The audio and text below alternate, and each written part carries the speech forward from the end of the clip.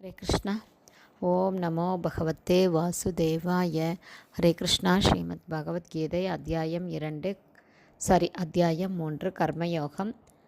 பதம் 1. ஸ்ரீ பகவானுவாச்ச லோகேஸ்மின் த்விவிதா நிஷ்டா புரா புரோக்தா மயா நக ஞானயோகேன சாங்கியானாம் கர்மயோகேன யோகினாம். டிரான்ஸ்லேஷன். பகவான் சொல்கிறாரு, இருவகைப்பட்ட மனிதர்கள் இருக்காங்க அப்படின்னு. அதாவது உடல், ஆத்மா இதையெல்லாம் ஆராய்ச்சி அப்படின்னு அதாவது ஆராய்ச்சி பண்ணி அதை பற்றின ஞானத்தை தெரிஞ்சுக்கிறது தான் சாங்கிய யோகம். இதுவே ஞான யோகம். அடுத்தது கர்மயோகம் அல்லது புத்தி யோகம் அப்படிங்கிறது செயல்களை, வேதங்களில் விதிக்கப்பட்ட செயல்களை, வேதங்கள் செய்யலான்னு சொன்ன செயல்களை பகவான் கிருஷ்ணருக்கு அர்ப்பணித்து கிருஷ்ண உணர்வில் செயலாற்றுவது தான் பக்தி யோகம்.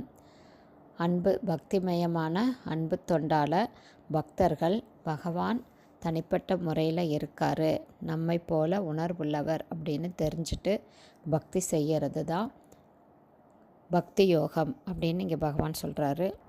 இருவகைப்பட்ட மனிதர்கள் அப்படின்னா தத்துவ சிந்தனைகளால் பகவானை பற்றி தெரிஞ்சுக்கிறது பல ஜென்மங்கள் எடுக்கும். ஆனால் கிருஷ்ண உணர்வில் நாம் பக்தி தொண்டு செய்யும்போது நாம் எளிமையாக பகவான்கிட்ட சீக்கிரமாக போக முடியும். கிருஷ்ண உணர்வு அப்படிங்கிறதே நம்மை தூய்மைப்படுத்தக்கூடிய முறை தான். பக்திமய தொண்டு அப்படிங்கிற நேர்முறை மிக சுலபமானதும் சிறந்ததும் ஆகும். இல்லைன்னா ஆத்மா, உடல் இதை பற்றி ஆராய்ச்சி செஞ்சு தெரிஞ்சுக்கிட்டு அதுதான் சாங்கிய யோகம் அப்படிங்கிறாங்க. அது சிந்தனை செஞ்சு தத்துவ விசாரம் இப்படியெல்லாம் செஞ்சு விஷயங்களை தெரிஞ்சுக்கிறது. இது மிக சுலபமான முறை கிடையாது.